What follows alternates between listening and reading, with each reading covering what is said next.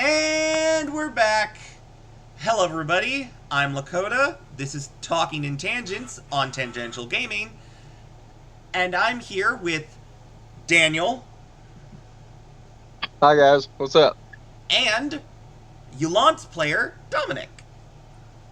Hola. This is the second time we've done this because technical difficulties are a thing. Although now we have Daniel because Daniel overslept. Yeah, a little tired. So, no game tonight, obviously. Patrick has stuff he's got to take care of, so instead we're going to have a podcast tonight. And Dominick has so kindly given me a great option for a topic. And if we spin off into other topics, that'll be perfectly fine. That's why it's the name of the show. Tonight, we're going to discuss the gods of the Glass Veil. And I think it only appropriate that we start with Yulant's previous god. Oh, yay. So No Yulant's... hard feelings, by the way. So before I go into the god specifically, I should reiterate that there are three main groups of gods in my world, and then there are two sort of subgroups, I guess you would call them. Technically, the Archfey could be considered their own group, but in my world, Archfey are more closely considered like Celestials. Yeah. So they're more like angels, but, you know, if angels were incredibly mischievous and like to play pranks on people. Which they do. So the three groups of the three main groups of gods are the gods of creation, who are your good gods. There are the gods of ruin, who are your evil gods. And also they include like the gods that would be like archdevils and things. And then there are the gods of materia, who are they're not necessarily neutral deities, but they're the deities that decided we are not going to take part in the conflict that separated the other two groups. They chose to focus more on humanity and mortals to protect them from the destruction that was caused by the other two clashing with one another. Solosis is basically the leader of the gods of creation. He is the sun. He is the god of the sun. He is specifically the god of, and allow me to look at my picture here. He is the god of the sun and justice. And Yulant and Zell would know that Solosis is also one of the three gods that sits on a military tribunal if such a thing is required. The other two being Solomon, the god of magic and magic knowledge and wisdom, and Maxima, the god of combat. Right. Solosis also has an aspect of war, which is the justice of war is essentially what he falls under. The good reasons to have war, defense and things like that. That's what he's supposed to represent in those aspects. To his followers, he is known to be very stern, very stoic, very... If you were to ever meet him, he has a serious case of resting bitch face.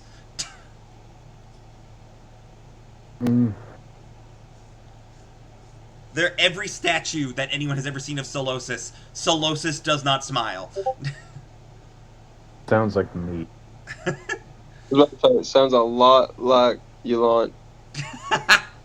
Yulant, I'm pretty sure Yulant would be offended. Yulant is very jolly.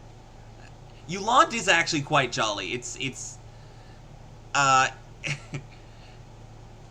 he is. I honestly thought Yolante would be a little bit more of a depressing character when you first started. When we first started the game, I was honestly pleasantly surprised. No, he spent his like what did we decide? 5 years in prison. 5 years. He in prison, spent that yeah. time. He spent that time like meditating. And exploring the dark powers he has unlocked in himself. Spoilers for anyone who hasn't seen the last episode.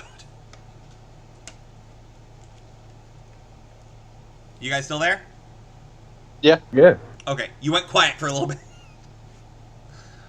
yeah. But yeah, I'm trying to concentrate. that's Solosis's stuff. Like he is the god of the sun. He is what you would expect of a sun god. Also, an important aspect of my gods, I can't remember if we went over it in the last video, is the gods of my world are not perfect. They are flawed individuals who are still learning alongside mortals. Yeah, we discussed that. Yes, I like the idea of gods who know how to do their job, but they're still learning how to do it in a way that doesn't make it a problem for everybody else.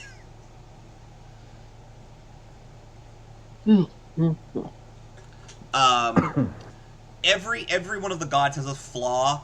Solosis's flaw would definitely be not being able to formulate emotions properly. I wouldn't say he's like toxically masculine, but Yolante would know that there are several individuals in the Church of Solosis who definitely have toxic masculine traits. Yeah. The ones who think it's weak to talk about emotions and crying is for girls and BS like that.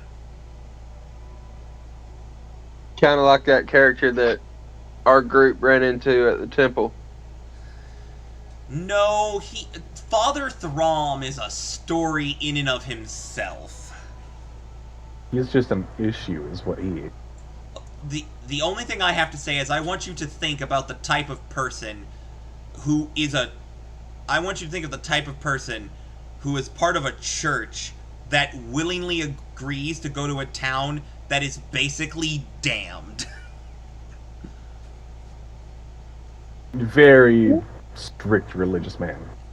Yeah. It attracts two certain types of people, and I hope I've sort of shown those two types of people with the two people who run the church in Father Throm, this very strict, aggressive, angry individual who clearly has it out for who clearly does not like the situation with the criminals, if nothing else. And then Gleam, who is very personable, very friendly, did not bat an eye at Yolante when he first met him. Like, not even a little bit. I would say you definitely covered him pretty good. And then of course... I won't be surprised if the fucker has a mace. Be real. Which one? Old man. Throm? Yeah. I wouldn't be surprised if he has a mace hidden somewhere. It's probably under his robe. I actually don't remember exactly what his stat block entails. He has a stat block now. I went through all of the books I have access to, and I picked stat blocks that I felt fit the NPCs. All of the important NPCs are now statted out. And I can make modifications if needed, but like all of them now have stat blocks. Which means next time we start a bar fight, it's definitely going to be a lot more interesting. Yes, it will, because even Hessek now has stats I can use. But back on the topic of theology, I mean, like, what deities would you guys like to hear about? Because, like, just name a thing that you want to know if there's a god for, and I will see, and as long as there are no spoilers, I will give you information about it. Well, like we were talking about earlier, there's a character that I make. I would love to hear about some of the darker deities, especially ones who are like strangely fair for their. So there's an entire group of deities. So one of the subgroups of deities in my world is called the Umbrals. I've mentioned it a couple of times. And they are a group of darker deities that make their home in the Shadowfell, which is, for the uninitiated, the Shadowfell is essentially the negative energy plane of that represents all of the bad stuff of the multiverse, is more or less what it is. Um, and yeah, I do in fact have them listed. Let me quickly get to them. So the first of the Umbrals that I always mention is the Matron, and I always mention her because Daniel, I mentioned this during the Genesis thing, but I didn't go into a lot of detail. The Matron is older than the gods. Right. The Matron is the only thing that was alive Before when the the gods came into existence. She explained nothing to them. Explained absolutely nothing. And just sort of spends all of her time in the Shadowfell. Yeah, continue. Is she the one that actually like brought the gods into existence, or Some people did who they just appear? some of the people who know that the Matron exists, because some people don't even know the Matron is a thing. The Matron is not a god that is commonly talked about. Not that she cares.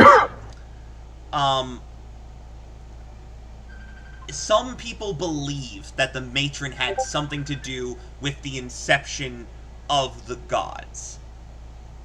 There is no evidence proving that, and the gods themselves would not have an answer. Which is a somewhat creepy thought, if you think about it. There's something older than the gods that refuses to answer the questions of beings that literally warp reality, right? Right. Makes you wonder, what exactly is she capable of?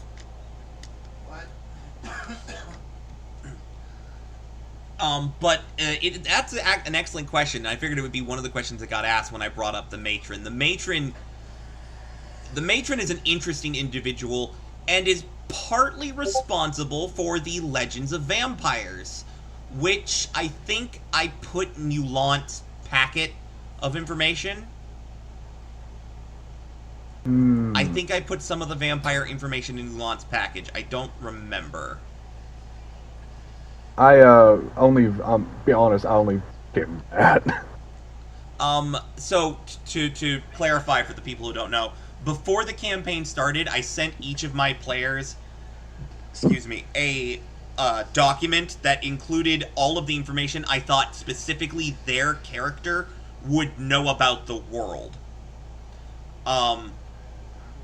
Daniel and Dominick got a lot of the same stuff because they both had some level of military training, so a lot of the military stuff got put in there.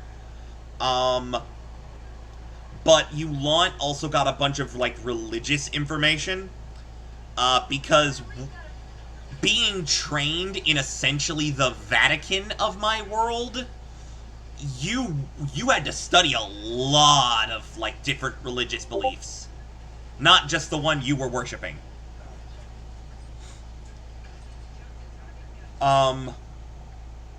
But yeah, that's the first of the Umbrals. The next of the Umbrals that I have listed is Discorda! Oh god, I love Discorda! Oh, Discorda is one of my favorites. Discorda is the god of noise, metal music, and banshees. Oh yeah. No, of course. She is a musical deity who likes loud, chaotic things. Anytime someone hits a sour note on a lute or an instrument, that's her. I love Discorda. She's one of my favorite deities I've created because she's not very old either. Discorda is actually relatively young for a god. She's only about 2,000 years old. Or at least she's had after you explained her, yeah, you would figure she was younger. Yeah, she's only had the job of deity for like 2,000 years, which in the grand scheme of thing is not a long time for a god. No, it's not 2,000, it's 4,000. Had to do my math. She is a very chill deity, although based on the character that Dominick is speaking about, because me and Dom had a I don't know what to call it. What do you call it when you go down a rabbit hole and just make a character out of nowhere, Dominick? Brainstorming. Okay, brainstorming, that's what we'll call it for now. The official would be brainstorming. I do like just chaotic creation. I also like the sound of chaotic creation, honestly. They do turn out pretty interesting in the long run. I mean, that's how we came up with Yulant. Yeah, we came up with Yulant as a character. Me standing at the grill, you standing at the table, and literally role playing in the middle of the store. Yeah. People looked at us like we were fucking crazy. Yeah. Which they're a little right. Are we not? Oh no, we're insane, but you know. But yeah, no, I was coming up with a warlock character because, I mean, originally it was a Vampire the Masquerade character that I just wanted to do a Beetlejuice voice for a character, basically, so I just made something. So I just kind of did the voice. Yeah. But he's a chaotic little shit. I'll say that much. I will say, technically speaking, the matron has a connection to vampires, which I'll get into when I get to one of the other Umbrals. Because his story makes the matron's connection to vampires so much funnier. But yeah, I feel like Discorda definitely wouldn't fit that character. She's chaotic, but she's very music-oriented in her stuff, so I feel like she may not be the best choice there. Like I said in the store earlier, this man is an ugly son of a bitch. For everyone's mental image. The weird little goblin creature that follows you around as the Dark Urge in B3. Yes. That ugly little thing, except with, like, the piercings, like, enough piercings to be compared to the guy from Hellraiser. Dang. The wild mental image. By the way, you were asking what race you should play for that character. Honestly, oh yeah, I have. I allowed Dompier as a race in my game. That would be funny, yes. And I would also allow the vampire race from the Magic the Gathering supplements also. That one is interesting. Spider Climb is. I love the Dompier race. I have an NPC in my other. I have NPCs that are Dompier. You haven't met any of them. Don't worry. Yet. Yeah, no, just I'm trying to find a deity or like patron at the very least for this character who A wouldn't care about his looks and B would find his antics mildly entertaining. The funny thing is, I have an idea for a deity that would work. I'm not sure I'm comfortable bringing it up just yet. We'll put him on the back burner. I will say Discorda definitely wouldn't care about your appearance and definitely would find him somewhat entertaining. But the other thing about one of my favorite facts about Discorda, and this has nothing to do with anything, but Discorda has a brother that is physically attached to her. He is just a mouth. He is a diagonal mouth of teeth on her neck. That's disturbing.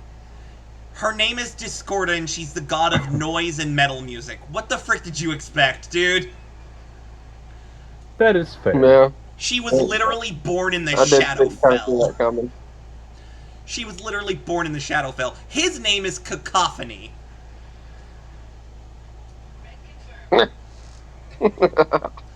I'm like, it's like, I just had this image of this very pretty, young-looking girl in, like, just black leathers and things like that, like, looking like a punk rocker, basically, but also having a mouth just diagonally down her neck, and every time it opens to talk, it just throws her head to the side, and she physically has to push her head back down to shut him up. Which is a disturbing image, as much as it is just a really interesting idea for a deity. She basically has a parasitic twin. Who's a lot meaner than her. Let me put it this way. She wouldn't care about how your character looked. He would and would. But he would. He would and would insult you every time he saw you. Yeah, it makes sense. Like, literally be, oh my god, how did you get uglier? Slaps her own head down. Shut up. I apologize for his BS. Exactly.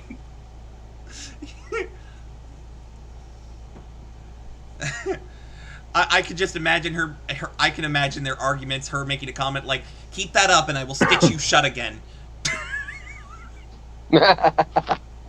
Don't make me grab the duct tape. Right? But moving on to the next umbral, we have Orlok. Which, if you've watched the original Nosferatu, you know that name is a reference to that movie. But if you didn't, now you do. He is the god of he is the deity of vampires and tyrants. Yeah. Or he's the umbral of vampires and tyrants. He is the first vampire. So, it'll probably never come up in games, so I kind of feel comfortable bringing this up, but essentially, the birth of vampires in my world was essentially a dude wanted power, went to Linnea and demanded it. She told him to go f*** himself.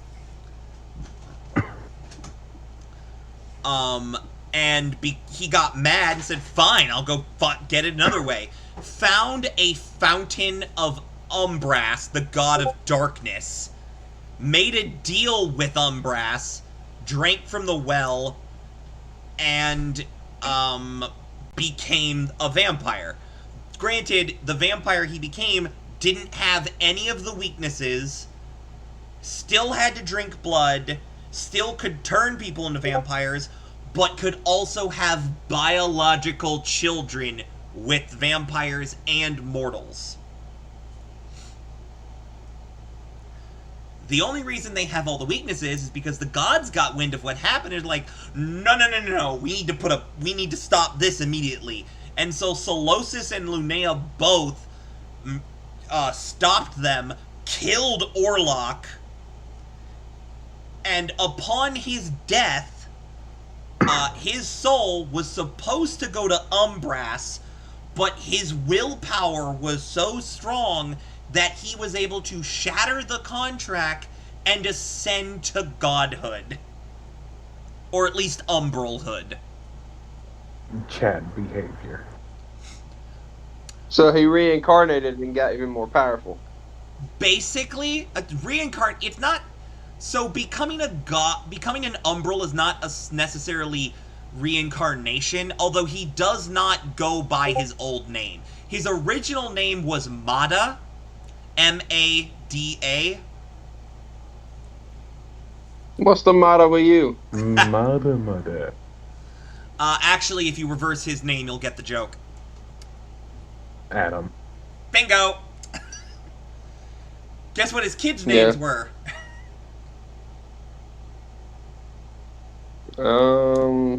Heath? Well, He had 3 of them. Nyack, yeah, Leba, Nyack. and Hetes. Okay, just biblical refer. Yeah, it's literally the biblical first children. Yeah, I know. I liked the idea, but I couldn't come up with any names, so I'm like, screw it. I'm just gonna take the names of the biblical people and reverse them. There you go. And it worked. It came out with some very interesting names. Um, Essentially, so the reason I find Orlok hilarious is because he is technically the god of vampires. But he doesn't get vampire souls when they die. Do you want to know why? Because he is a soul. I don't know. No, he doesn't get vampire souls when he dies, when they die, because after his death, his 2 sons fought over who should lead the remaining vampires now that they'd all been depowered and given all of these weaknesses, and their fertility had been dropped to just basically 0. They can still have biological children with other vampires, but it's much harder now to do so. Like, 9 times out of 10, the child we were born stillborn. Essentially what happened was, Nyack killed Leba. Reverse the names and you'll figure that one out. Yeah. Nyack started ruling the vampires, and he decided, I'm gonna blot out the sun! Because he was a freaking idiot and didn't understand that he would be killing his food. Meanwhile... Literally every vampire plot. Right? Fucking time. Every time. Meanwhile, his sister was upset because now not only was her dad dead, not only was her brother dead, she also couldn't have children, which upset her greatly. And also her people were about to die because her brother's an idiot. So she's like, I'm gonna go make a deal with the matron. And she did, and she's like, matron, get rid of my brother, I'll lead the vampires, and I will promise my people's souls to you for all eternity. And because of that, when vampires die, their souls go to the matron. Whenever a vampire dies, their soul goes to the matron and not Orlok. The only way Orlok gets vampire souls if they are actively worshipping him when they die. Oh, man.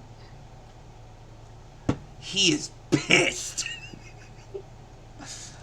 Yeah, I would imagine so. He is so pissed. There's some sadder parts of that story, but that's just hilarious. The fact that he's the god of vampires, and he doesn't even get all of the vampire souls. I love it. I love it so much. But moving on. No, okay, you want... That's cool. But yeah, Orlok doesn't care what you look like, but he's like straight up an evil umbral. He hates the matron.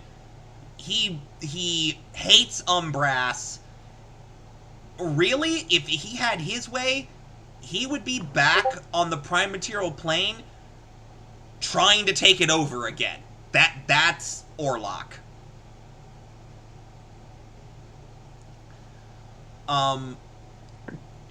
Orlok is not it's just straight up an evil deity. After him comes Talbot, which if you've ever watched the original Wolfman, you'll get that reference. Talbot is the first werewolf. Yeah. Who also made a deal with Umbras. Although this time it was because Artemaeus wouldn't give him what he wanted. He wanted to be the greatest hunter in the world.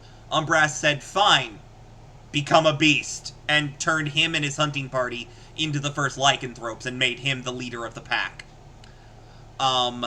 He was sealed away in a celestial prison, and anybody, and then there's a, when, blah, blah, blah.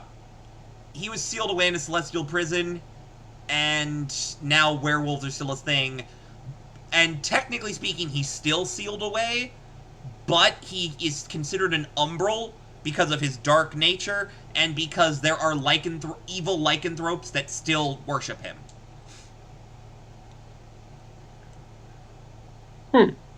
Yes, I thought about a lot of this because I'm like, I needed to figure out a way for vampires and werewolves to work in my world because I wanted shifters and Dhampir to be a thing. And I basically came up with this convoluted plot as to how Dhampir work because I like the whole Dhampir or half vampire thing. And so yeah, a Dhampir can straight up be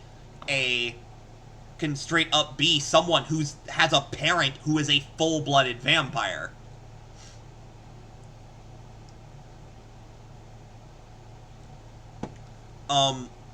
And then,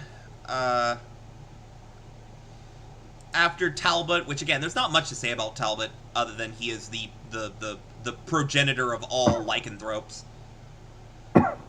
Veskara, the spider goddess of the Dark Elves. She's basically Lolth. She's Lolth with some stuff I added on to her. Demon spider lady. Minus the demon in your case.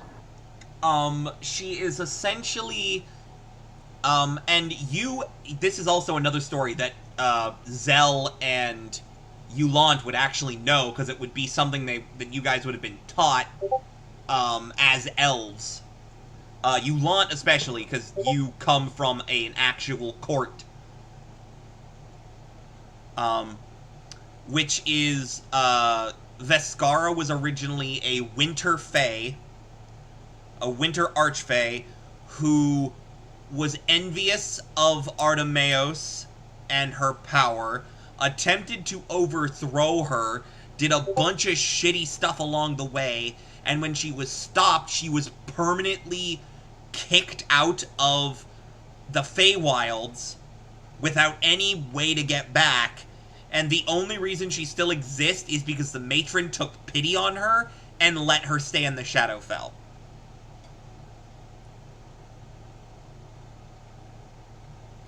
Sounds about right. She's also the reason that goblins were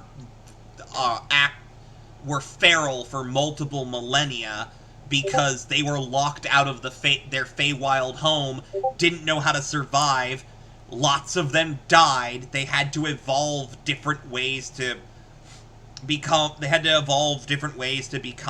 stronger to survive, and became these feral, tribal little cretins that were treated like no better than animals for the longest time. That's slowly changing in the time period you guys are in, where they're starting to... Some people would say that the goblins are becoming civilized. Technically, they were civilized to start with, they just didn't... Their civilizations just didn't work like yours. It's a different type of civilized. Right. But yeah, like... she did a lot of... Veskara did a lot of crappy stuff before getting kicked out of the Feywild. The stuff that happened with the goblins was probably one of the worst things, and is one of the primary reasons that her punishment from Artemaeus was so severe.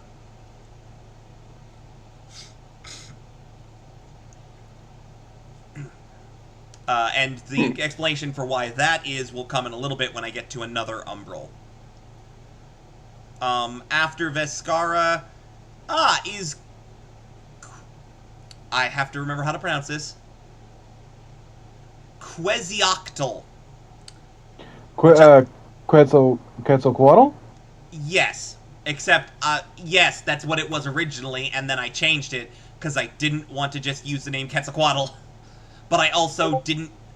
But I also needed it to be an evil deity, so, it's the god of Quesadilla. the Yuan Ti, essentially. Snake. Yeah, it's a giant snake god. There's not really a whole lot to say about that one. Yep. I don't feel like that really fits the vibe of your warlock either. As for Vescara, she's a manipulative bitch. And does not give a crap about her warlocks. The ones that she does have, I don't think your warlock character would fit in very well there. Then there's straight up Morgana. I couldn't come up with a better name, so Morgana, the first witch, aka the first hag.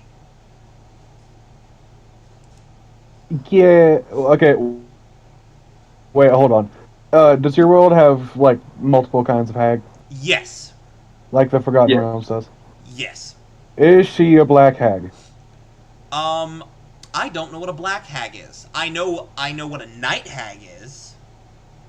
That. Okay.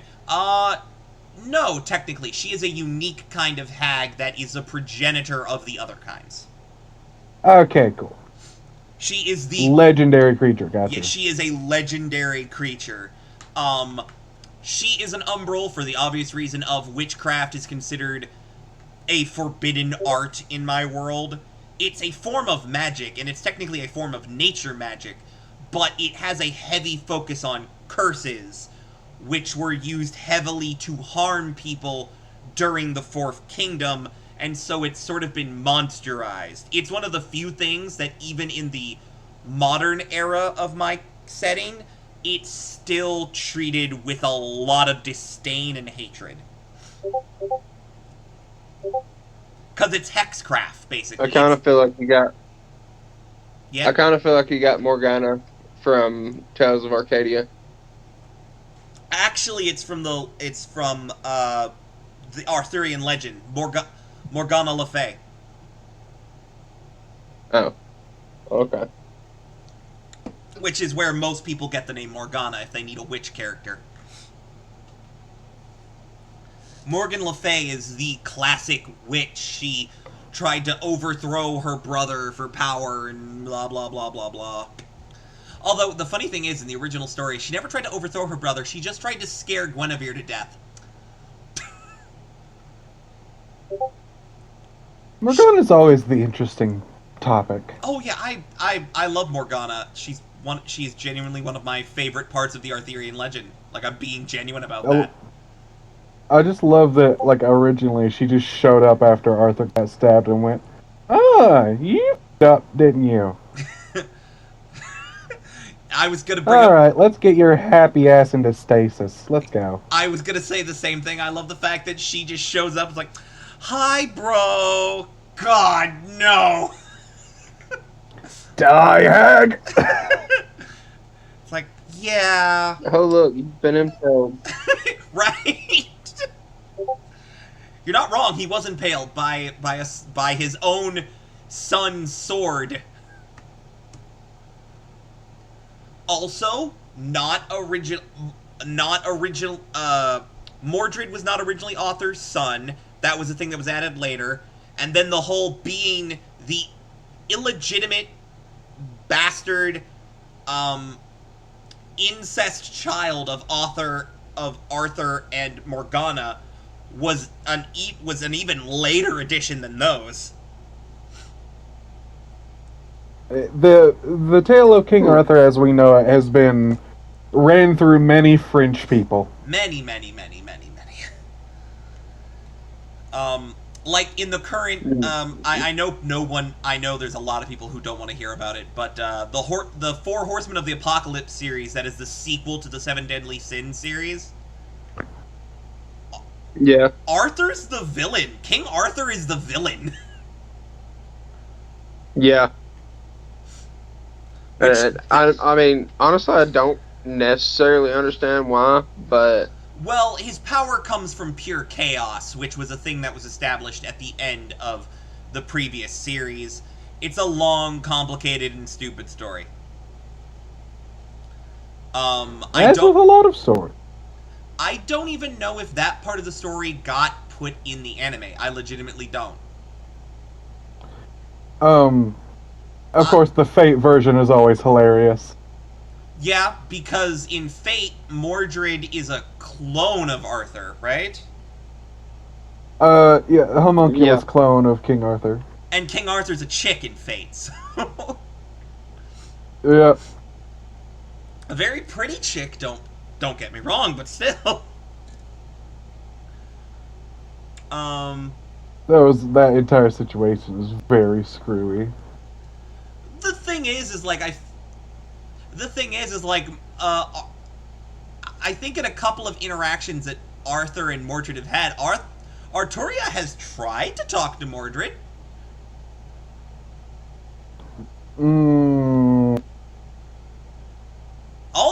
Literally all Mordred wants is to be recognized as legitimate by their father. yeah. The only thing that Arturia needs to do is just go, yeah, you're my kid. Whatever. All it would take, literally all it would take, and then Mordred would burst into tears and hug Arturia, and And not run her through with a sword that was never meant to be in combat. right, like it would literally just be it would probably start as a sword strike, and then she would just burst into tears, and they'd end up hugging or something. Like Yeah. it would. Yeah, Unfortunately, sweet. Arturia. Arturia is not a hugger. She gave up all emotions or some BS. Her ideal of king is BS. Yes, Gods. I have Tangent. I have mixed feelings about Arturia. That's part of the reason I like Nero more. Nero is hilarious. I love her. Sorry, I think we're talking about stuff that's going over Daniel's head now. Sorry. Yeah. Hey, it's all. I'm learning Fate is for the most part. Fate is a whole other conversation. That is a whole other series to have a conversation about. Fate is long and varied. But yeah, Morgana in my world is the first witch. I gave her that name because it felt appropriate, because it's like Orlok was the name of the first vampire in the first vampire movie, and it's just a sick-ass name. I love the sound of it. Talbot is the last name of the first werewolf in the first werewolf movie. And then it just felt appropriate to give the first witch the same kind of treatment. No Impaler? I did not want to go Vlad or Dracul or Dracula or Alucard, because they're all overdone. Orlok Way.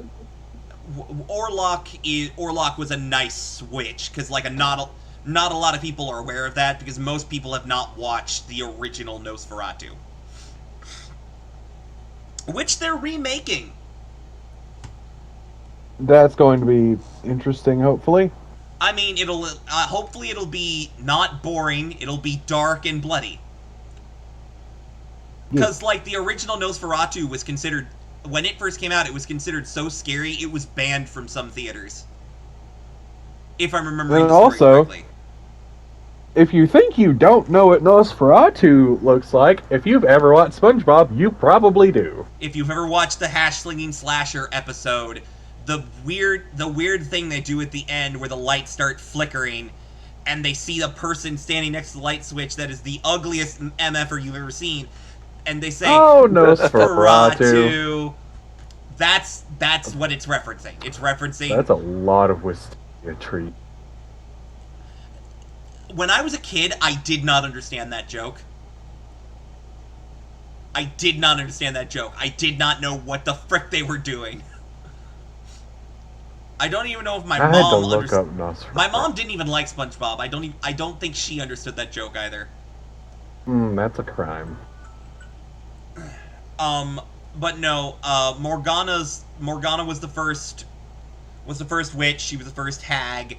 She has Fey nature. I don't think I made her an archfey, but she has Fey nature that she tapped into and became what she was, and her daughters became the first hags.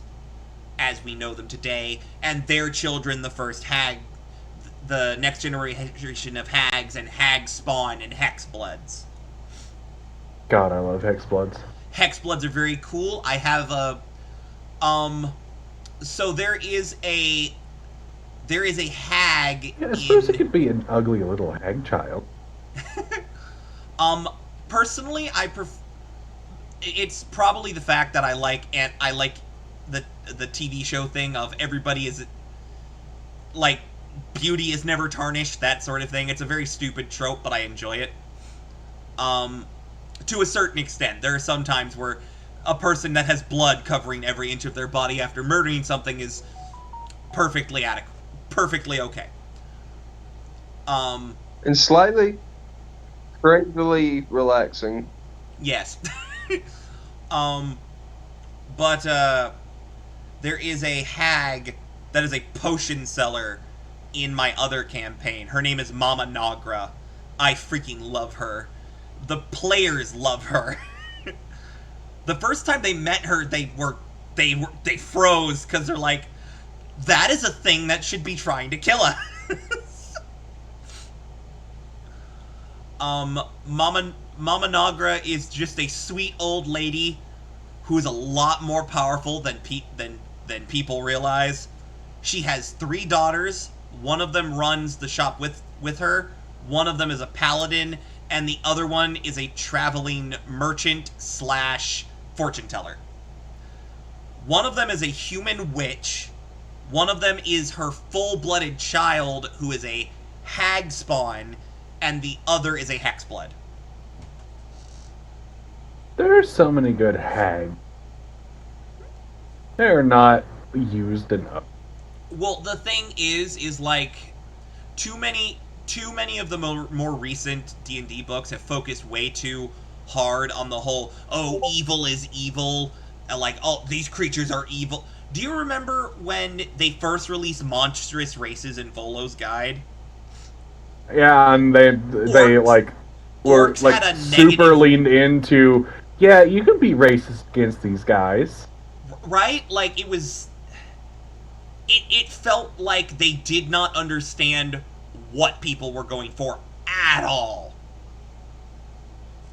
And then Volos, or was it? They fixed it in Mordenkainen was the one where they were super. Or is um Volo over embellishing? I think it was Morning. I can't remember. One of the books fixed it. They fixed goblins. They fixed orcs.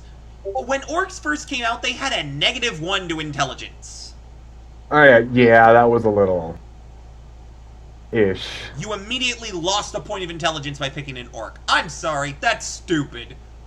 That's That is beyond dumb. Not to mention, every section of alignment was, yeah, you can be these, but like they're meant to be evil. I'm like, the entire point of people wanting monstrous races is because they want them to be heroic. They want versions of these characters that are good guys. And for some reason, Wizards of the Coast did not understand that.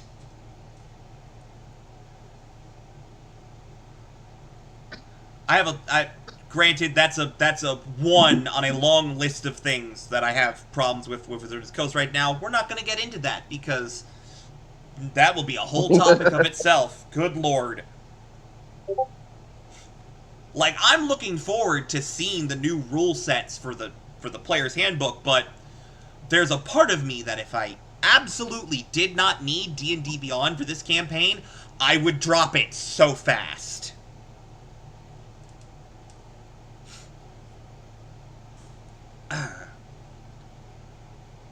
But, moving on from Morgana, there is Echidna! And you both know Greek mythology, so I think you all know who this is. Okay. Yeah. Mother of monsters. Mother of monsters. Yeah. Very standard. I couldn't come up with a better name, and I like the descriptions of echidna in mythology, so I'm like, I'm a roll with it. Hmm.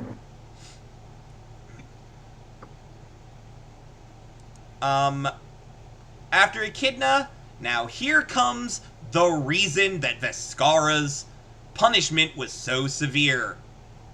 Gnarl Thrash, god slash archfey of goblins. That is Artemeos' son. Her only son. Who was tricked into leaving the Feywild with no way of returning by Veskara.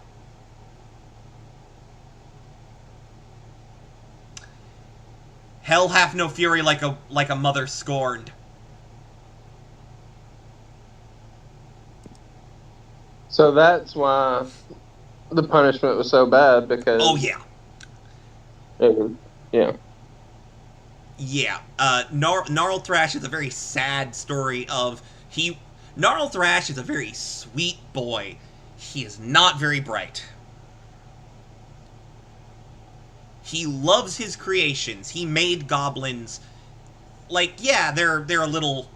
They come out a little ugly sometimes, but he likes them. He loves them. He loves his creations, and he could not bring himself to leave them, and was tricked into leaving the Feywild. He could not go back. There was no way for him to get back. The Feywild is a hard place to get into to begin with, even for the people who live there.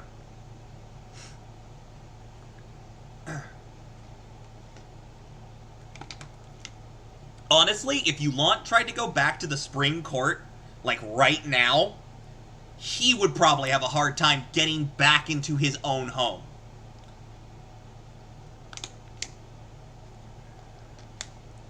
Which that reminds me, the city that Yulant's from actually has a name. I cannot remember what it is without looking it up, because I did the work. I did the work of looking up Elven translations to name these cities.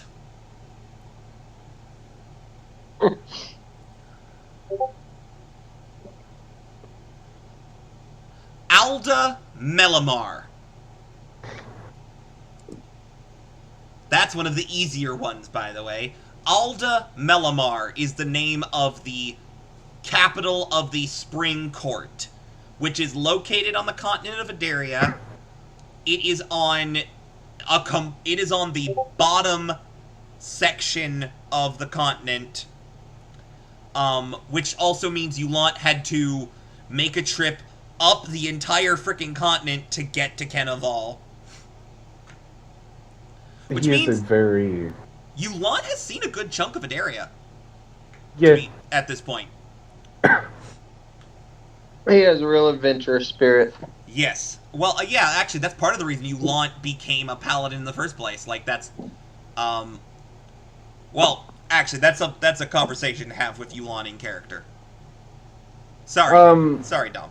He's more just very like um he sets his mind to a and then he goes and thing. Nowadays, Yolanta is a lot more laid back, but that was back during very very narrow, not narrow, single minded. Hey, Dom, I'm getting Yolanta. static in behind you every time you talk. Static, and you're cutting in and out. Yeah, you're cutting in and out just a little bit. May have a. Okay. Oh, it's gone now. Yeah, maybe I was being too loud. I was speaking with my full chest. Oh, okay. But yeah, no. Yolant is very changed. Yeah, Or Yulant. how it used to be. I imagine the Yulant that the other players are meeting is a very different Yulant than the one who left his court uh, probably literal decades ago at that point. Yeah, 5 years in prison, but but like actual decades as a paladin. Yolanta is also very young. Well, relatively young, because like you said 130? No, Okay, how old did we agree for you? 103. Oh, He was goodness. not Yeah, considered an elven adult when he was in prison. I could have I could have and neither was sworn Zell. we said older. Yeah, Zell is only 100 and I think Zell's only 100. yeah, well, I think we agreed that Zell's like only 100. But also, humans don't care because they don't have the frame of reference of uh, like immortal seeming lifespan. Yeah, in the case of Zell grew up outside of a court, so he has a very different experience to I grew up Yulant. around I grew up around 1,000-year-old Yeah, you grew up around a lot of old men. old men with entirely too much pipe. You're not wrong. And I pretty much grew up around young, cocky people with too much power. Um, And then, no, go ahead. Not not power, too much authority. yes, authority is the correct word for what happened with Zell.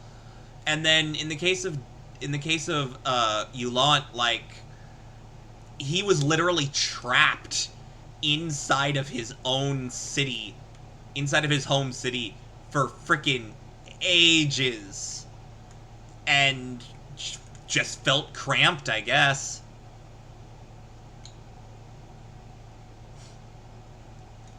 Cause like by the time of the story, the the courts, the Fey courts have been closed off to all non-Fey and even to the other courts for well over 200 years.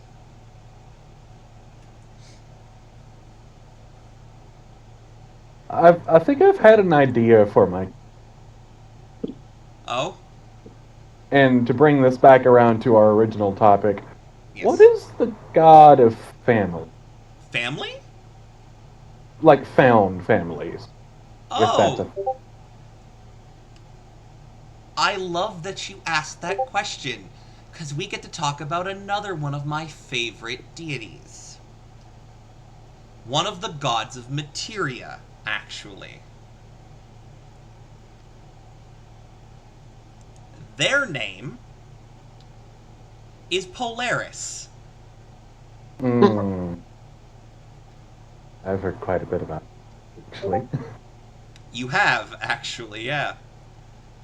They are technically a god of materia, though they exist in the realms of creation. There's a long story that has to go with that, but it's a lot of spoilery world buildy stuff that I don't want to go over here when my players are around. So I will simply state that they are the deity of stars, celestial bodies, sailors, lost people, and found family would absolutely be in there. Um, they are gender fluid, which is why I am purposely referring to them as a deity and not a god or goddess. Um, they sort of change what they identify as semi regularly. Time for a god or deity is like it's a very different experience than what it is for mortals. Hmm. But yeah, Polaris would be the answer to your question. Because like Polaris. this is You go first. I will finish my thing later. You go first. This character is not an individual being accepted. Uh-huh. Between being, first of all, incredibly, not exactly acceptable in the department. You're coming in staticky again. Um, Still? Yep. Yeah. Oh, great. That's interesting. I wonder what that is. You next to a magnet or something? Elite. What was that? Did that help that? Nope. Still staticky. Nope. This is weird. It stopped for a second, and then it... Uh? Still static. Wait, hold. Did that do? Nope. No. Damn. Very strange. Right? Hold on. Just me, myself, and I. While he's doing that, Huh? oh, say again? Hello? Okay, yeah, no static now. Okay, I'm assuming it's something that's up with the headset. Hmm. But like I was saying, this character is not someone who is very well accepted. Right. So I think him being like the silent guardian of found family in the background makes sense. Like he does some not very okay stuff sometimes, but he does it for the family. Right. He has a purpose behind it, so. Yeah, But yeah, and like, continue. go ahead. So the interesting about Polaris is once again, they are a relatively young deity. They have also only had the job for 4,000 years because they did not get the job until the end, the direct end of the Fourth Kingdom. Quick reminder, their one of their divine domains is celestial bodies. That includes comets. What ended the Fourth Kingdom? Do you remember, Daniel? It was the comet shooting across the sky. The Hand of Teothea Comet. You are correct. Polaris Yep. had a part that they played in creating that comet that brought an end to the war, which immediately got her a massive following shortly after the war ended.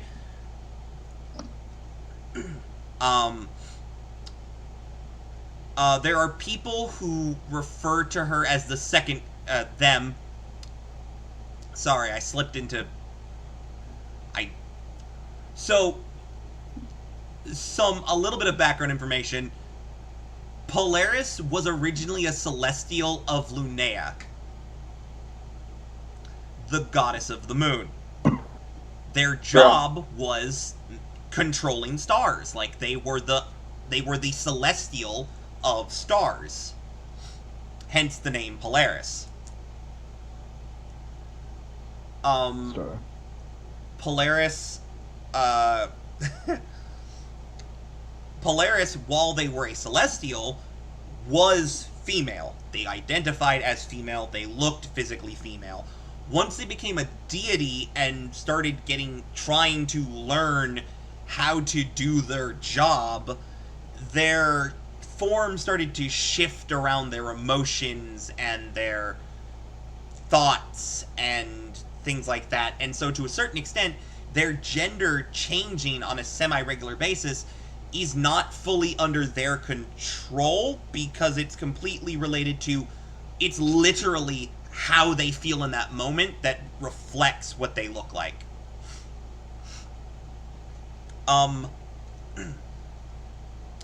I would say that a resting state for Polaris is probably female, but for the most part, they are gender fluid, and they them pronouns is probably the safest bet.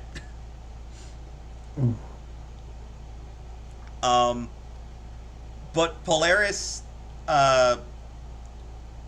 is a young deity that is still learning how to do their job, even more so than all of the other deities around them. And I love them because the original idea was I just wanted a deity that was stars. Because, like, the Twilight Domain had come out, right? Right. You know, the incredibly overpowered cleric subclass. Number one in the Healing Olympics. Good lord, Twilight Cleric is so broken. But I'm like, oh, cool, I should have a deity that is in between sun and moon. And at first, like, I just had... I didn't really have much. It's like, I want this to be a thing. And I'm like, well, I can't just make it be a thing. There has to be a reason. And from there, I started building this whole story of exactly why they were this deity. And eventually I came to the thought of, oh, they're not the deity of Twilight. They're the deity of stars. Because sun, moon, stars. Which is the perfect middle. For a little bit, they were the biological child of... For a little bit during the design phase, they were the biological child of Solosis and Lunea. I did not keep it that way for very long, because I thought it was a bit basic. Although they do absolutely refer to Lunea as mom. They were Lunea's celestial before they were a god. It just feels right.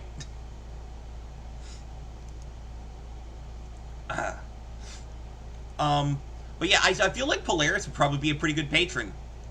Granted, people would argue that a god isn't supposed to be a celestial patron. The issue is I'm still trying to figure out what Polaris's celestials are. My main thought is that their celestials are constellations.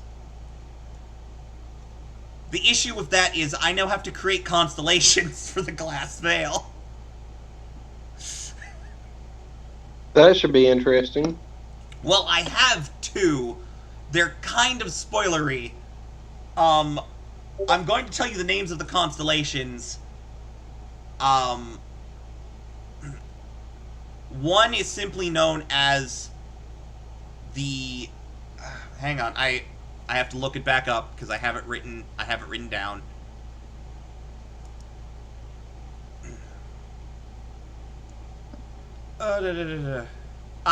The Smith, the Crowned One, and the Lantern.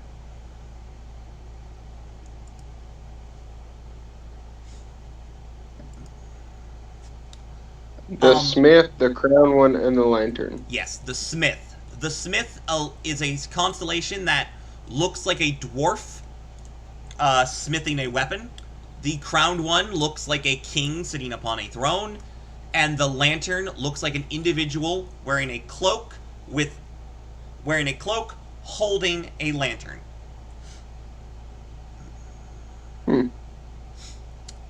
There are specific reasons that those three exist as Polaris's celestials. It is very spoilery. That is the reason I cannot tell you. Especially because my brother's here and it involves his campaign. The campaign I do with him and Brittany. Yeah. Honestly, if he heard the names of them, he might immediately figure it out, but luckily he's currently not in the room, so... But no, those are three that I am certain of when it comes to Polaris's celestials. The other ones, at one point, I was trying to do the constellations of the Zodiac and use, like, horoscopes to figure out what exactly they each are in charge of, and I quickly became very annoyed because a lot of them were just saying the exact same thing over and over. Why do people use horoscopes? I wish I could tell you. I don't even understand them myself. I hate it. I hate it. I hate it. I hate it.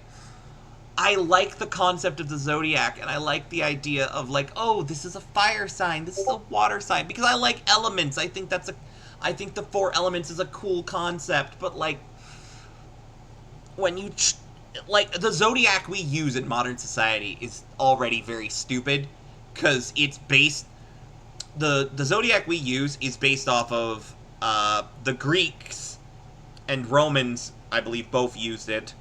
And then the one that they use is literally ripped off from the frickin'... I think it was... Was it Hindu or Sumerian? I do not remember. Basically, we stole it. Hindu. Was it Hindu? Yeah. Okay, yeah. They stole it, and then we stole it from them. Like, the Greeks stole it from the Hindu, and then we stole it from the Greeks. Yeah, because nobody can come up with their own shit. Right? It's... I don't know. If you read the Hindu stories that each of the constellations is supposed to represent, they make sense. If you read the Greek stories that they supposedly attach to each one of the constellation, only about half of them make sense, and then the rest of them are weird.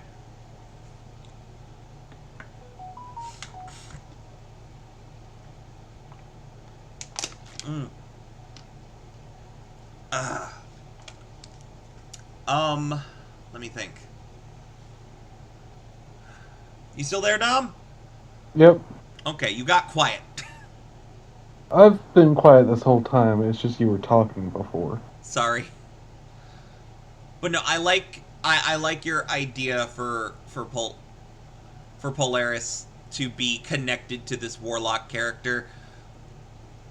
Although them being a as you put it, a crotch goblin. Well, no, the crotch goblin is the thing from G. That so Daniel, to explain, No. while literally... Hold on, no, I'm sending a picture into the fucking images in Discord. Oh, I know. Oh, God. But what I'm talking about is, Daniel, here's what happened today. I'm standing at the grill. I'm thinking about talking to Dominick about D&D. Suddenly, Dominick starts doing Yulant's voice. And then he does this other voice that I don't know. well,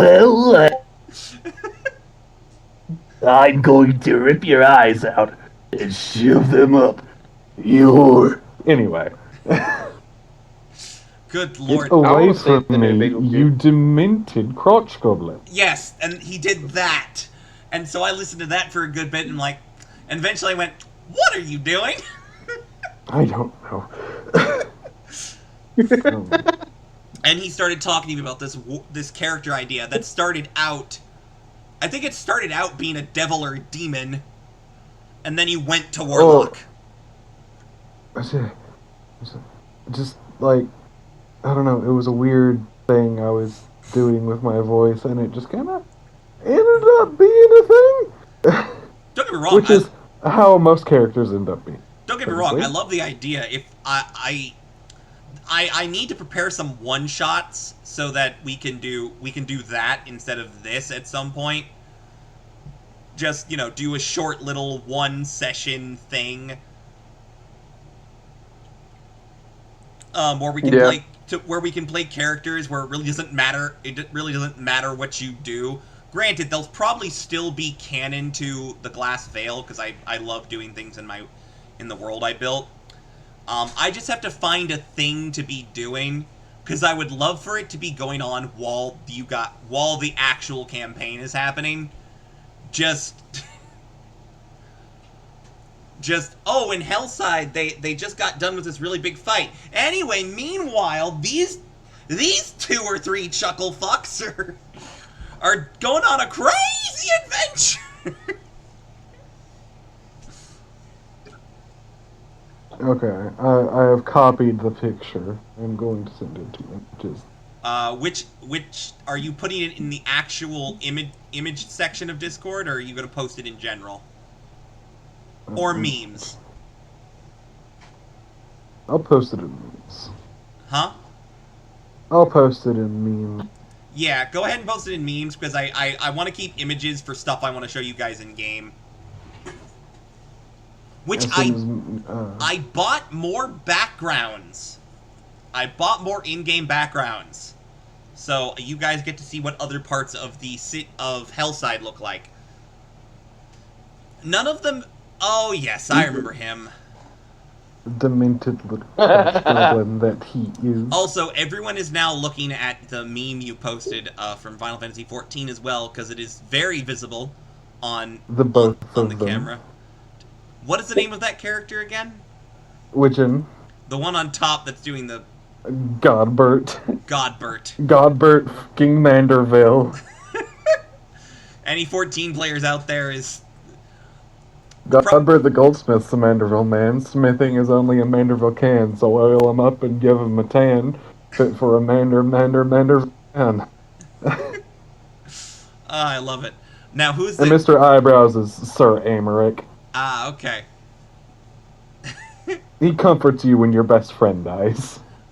When you say best friend, you mean the evil king that keeps trying to kill you, right? Or the actual No. best friend? No, Paladin Man Supreme. Okay, I wanted to be sure, because you once referred to as the evil king that kept trying to kill you as your best friend.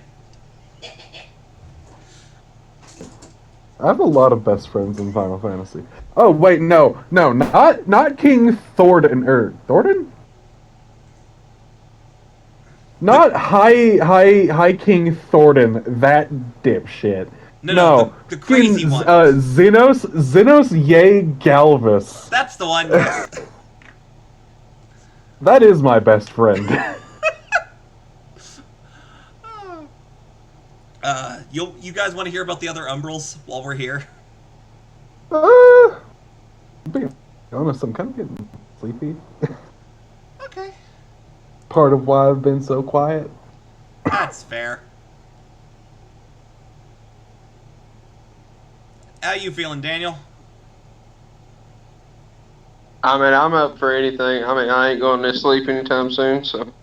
Well, honestly, Dominic has a point. Me and him both have to be up in, what, like 10 hours? You get up at like 3, don't you? I get up at 4. I don't have to be until 5. I get to sleep an extra hour today. Thank you. I mean, I don't think I my went 5 schedule's myself. changed at all, so Huh? What was that, Daniel? I don't think my... I heard Dom. I couldn't hear Daniel. Why are you underwater? I believe I go in at 5 as well. Really? I'll see you there. Yep. If I am correct, I am there at 6 as usual on Saturday. Yeah, you'll be in an hour after me and him. I love the fact that she's not having me open on Saturday anymore, which I didn't mind opening, but at the same time, it's nice to have one day in my schedule where I do get to sleep in. Yeah. I know it's only I know it's only like 2 extra hours, but it's something. Hey, man. Them extra hours, It's very true.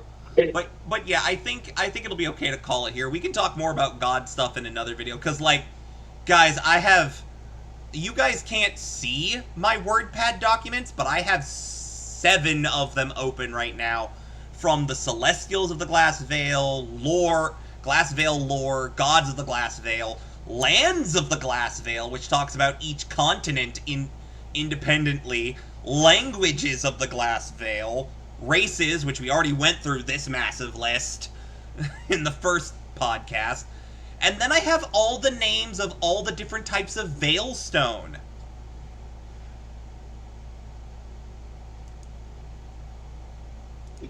Yeah, we talked about some of those on the last podcast. Yes, we did. We did talk about a little bit of the Veil of some of those stuff. Which I will also state, I'm surprised at least one of you didn't try to steal some Veilstone while you had the cart.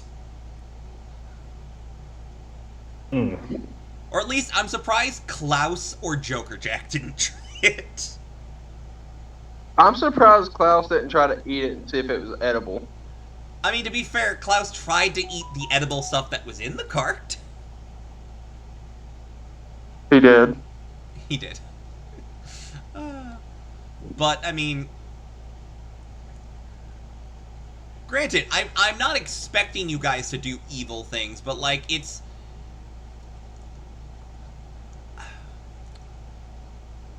You wouldn't put it past this. I mean, we are criminals. Yeah, all the characters are criminals, so it's like... Yeah, when I came up with this idea originally, I'm like, it's a really cool idea to just have these people who are, maybe they're redeemable, maybe they're not, maybe they regret what they did, maybe they don't, all stuck in one place and being forced to work together. But at the same time, I also recognize this could become really chaotic, really quick, and backfire horribly. Which I'm glad so far it hasn't. Well, I think everybody's kind of worried about the little rock that's stuck in everybody's neck. Yeah. I mean, so the thing is, they have to know you did something to know they need to use it. So, that is true. The armband works as a tracker. So they can track you, but they aren't watching you 24/7. I mean, you guys didn't have anyone following you into the woods to go do that job. Anything could have happened there. Now, granted, if they caught you in a lie, obviously you're gonna get punished. But, technically, unless they see you doing something you're not supposed to, or catch you in the act of doing something you're not supposed to, they don't know to activate the rock in your neck.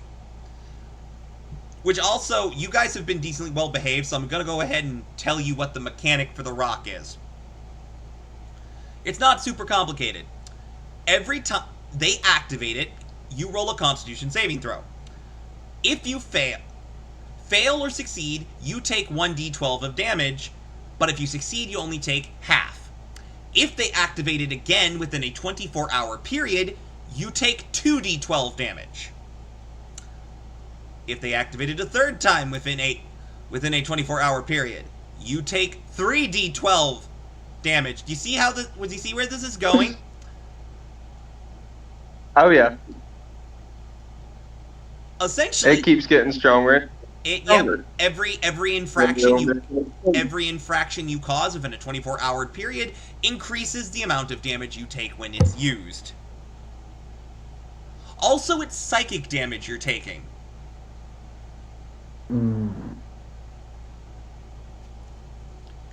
The rock technically... So it's going to mess with you. Yeah, the rock technically sends signals to your mind and just... It essentially gives you the world's worst headache. Yeah. Oh, as Zell and Klaus both know. Yep. Eulant has not had it used on him yet, so... I'm trying not to. It's coming. To be fair, you did recently try to choke out a priest, so... Who was well deserved. I won't deny that it wasn't deserved, but also you have to remember, the priest can go talk to the dude in charge of the militia and get you, if nothing else, screamed at by an angry orc man. There's a reason I'm going to talk to Cora, damn it. Oh, I know. I'm not doing that for fun. Oh, I know. She kicked my ass. Oh, good. You have a healthy fear. You have a healthy fear of the elven woman with the blade whip. Honestly, yeah, it's a pretty scary fucking whip. It is. Honestly, when I introduced her, which I wish I had actual art of her, because how she looks in my head is totally different from the very shitty looking model that I tried to make for her on Hero Forge, which is part of the reason I don't have a bunch of images of the NPCs. Most of them did not fit what I wanted.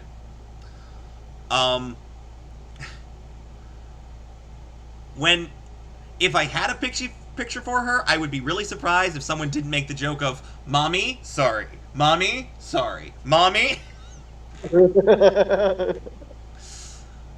Because that's kind of what I was going for. I wanted attractive, but absolutely terrifying. And then with the goth chick and the big scary butler, I wanted her to be the energy of, I will step on you and break every bone in your body, and you will thank me for it.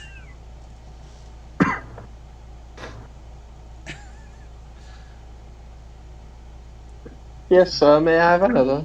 Basically, that's basically what she's going for. And then Dennis, I just wanted an undeniably... I wanted someone who is like... It's kind of... I wanted it to be like, he looks like a safe person, and then he opens his fat, stupid mouth.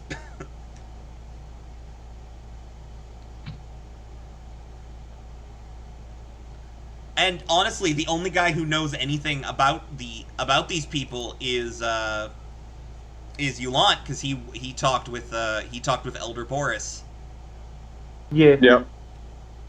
You'll just trying to get the. So what are your current theories about the three people in charge, Dom?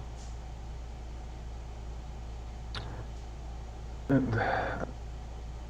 don't have enough. Huh? I don't have enough for that. Well, I mean, you came up with a pretty clear theory with the Victoria Nocturna. Oh yeah, her being not exactly alive by traditional rubric. Yeah. Which I mean that Vampire. She's a fucking anyway. Dennis is probably one that threw you off because, like, literally the only thing you were told was, yeah, sometimes I see him go out to do missions with some of the other people in his house.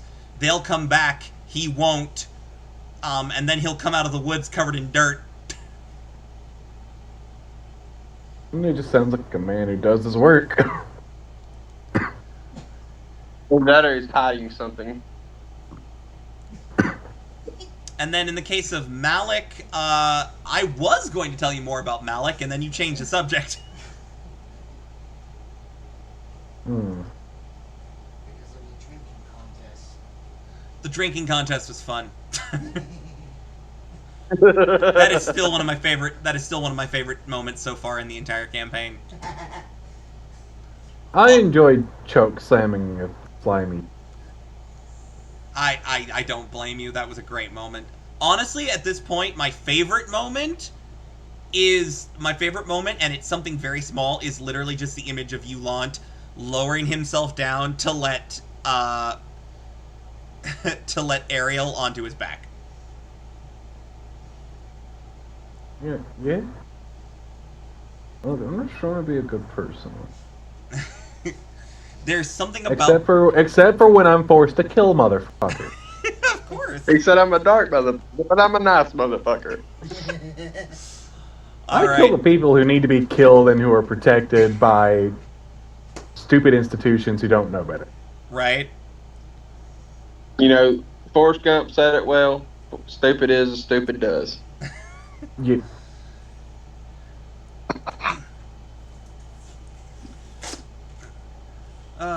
Alright, well, I think we will call it for tonight. I'm glad you guys came out and hung out with me. Hopefully we'll be able to pick up next week with the game, if Patrick is up for it. I know he's very busy with all of his stuff. He did mention that his schedule was changing back to... was changing back to day shift next week, so there's a chance we might go back to Mondays, but that'll depend on his schedule. So you guys keep your eyes out for that. We will do our best to get at least another podcast out next week. I hope you guys like this one. If you did, please like and subscribe. Comment who's your favorite character. Honestly, yeah. If anybody who's watching this, comment your favorite character. Absolutely comment your favorite character. Ring that bell if you want notifications for whenever I post a video.